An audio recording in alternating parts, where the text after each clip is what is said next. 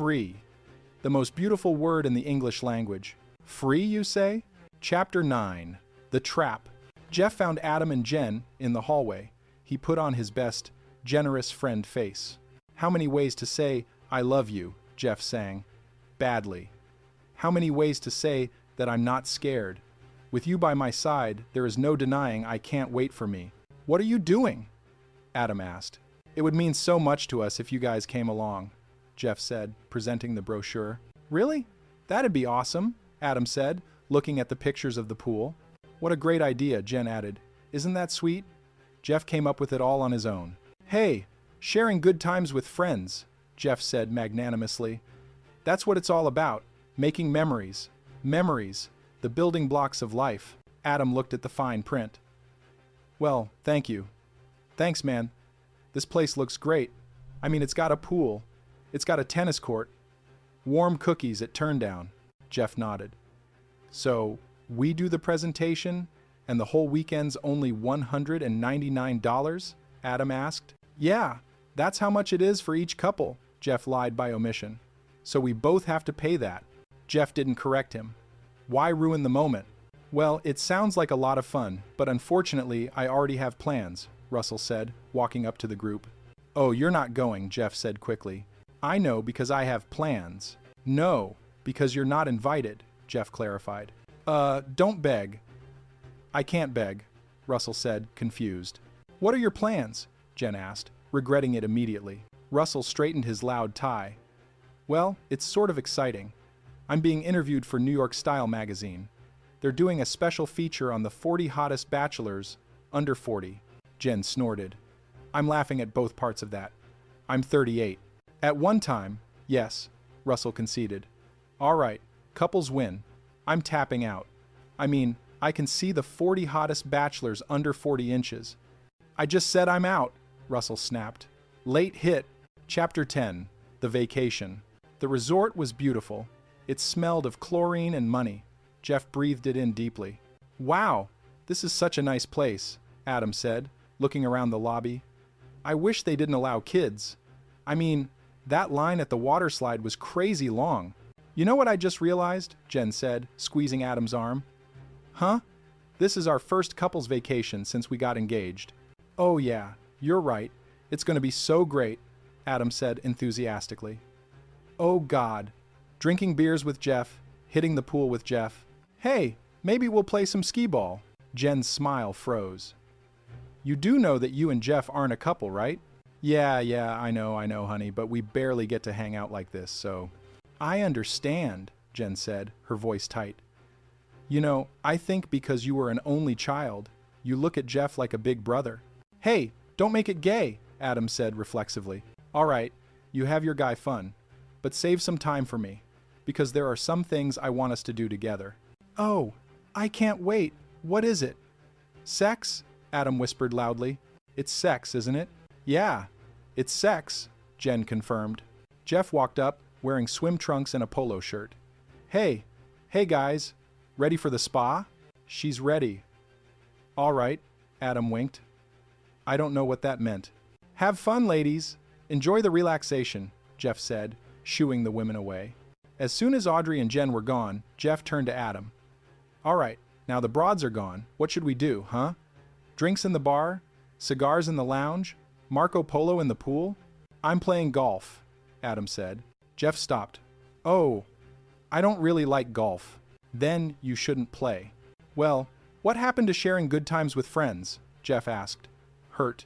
You can play golf with me. How about tennis? Jeff countered. What are we, 7-year-old Russian girls? No, tennis is manlier than golf, Jeff insisted. Oh, please, a golf ball could kill you, a tennis ball couldn't. It could if you choked on it, Jeff said darkly. What are you doing with a tennis ball in your mouth? Touché, Jeff admitted. Here, I got a putter for you. Try not to choke on it. End of part 1. Word count, approx. 4,500 words. To be continued in part 2. End of part 2. The Concrete Jungle of Commitment, a novel adaptation by Gemini. Prologue.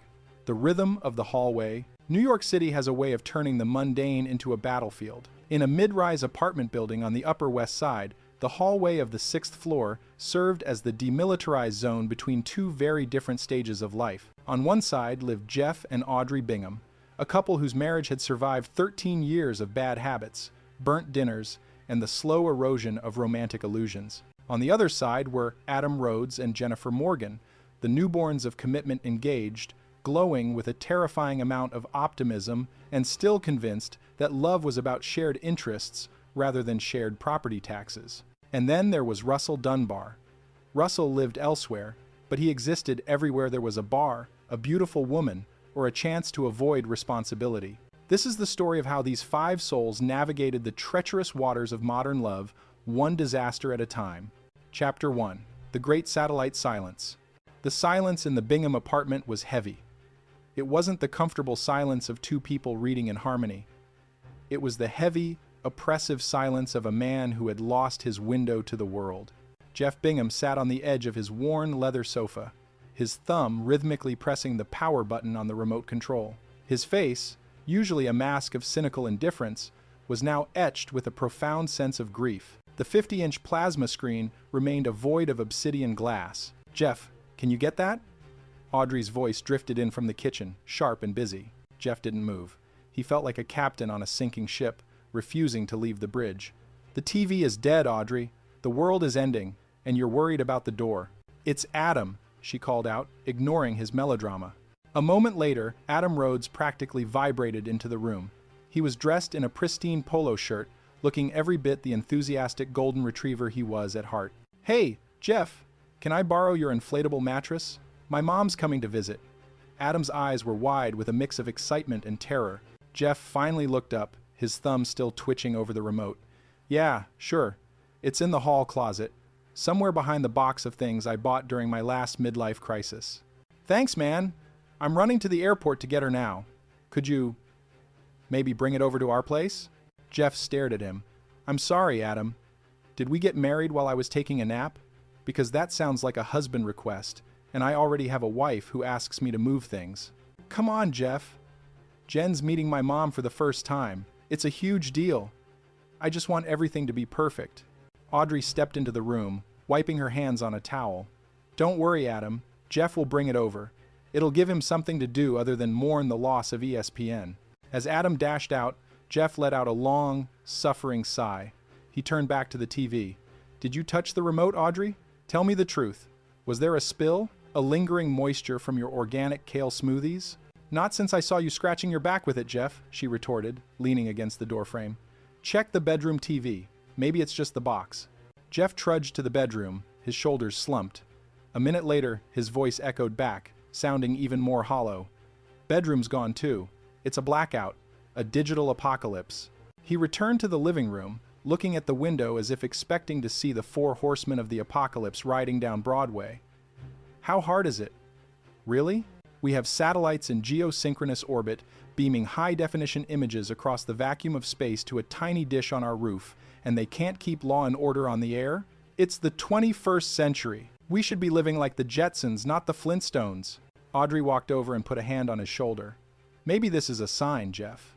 Maybe we could, God forbid, have a conversation?" Jeff looked at her, truly horrified. "A conversation? About what? Our feelings? The subtle nuances of your day at the office? I'm not Mel Gibson in Braveheart, Audrey. I don't want freedom. I want SportsCenter." Chapter 2. The Advent of Faye. While Jeff was struggling with the loss of technology, Jennifer Morgan was struggling with the weight of expectations. She sat in her meticulously decorated living room, smoothing out a wrinkle in a throw pillow that was already perfect. "She's cool, Jen, I promise," Adam had said 1,000 times. But Jennifer knew about cool moms. Cool moms usually meant they were either judgmental alcoholics or women who wore too much turquoise jewelry and tried to talk to you about your energy. The door swung open, and Adam appeared, trailing a woman who looked like she had just stepped off a bus from a 1969 music festival. Faye Rhodes was a whirlwind of colorful scarves, flowing gray hair, and an aura of sandalwood. "Faye, it's so nice to meet you," Jen said, standing up and offering her best future daughter-in-law smile. Faye didn't shake her hand. Instead, she stepped close, closed her eyes, and took a deep breath. "Oh yes, yes, yes, yes. I feel it, Jennifer. Your aura. It's a very bright shade of marigold." Very organized, but perhaps a bit restricted? Jen blinked, her smile faltering. Marigold. That's nice. And this home! Faye spun around, her scarves fluttering. Adam, you never told me you lived in such a structured environment.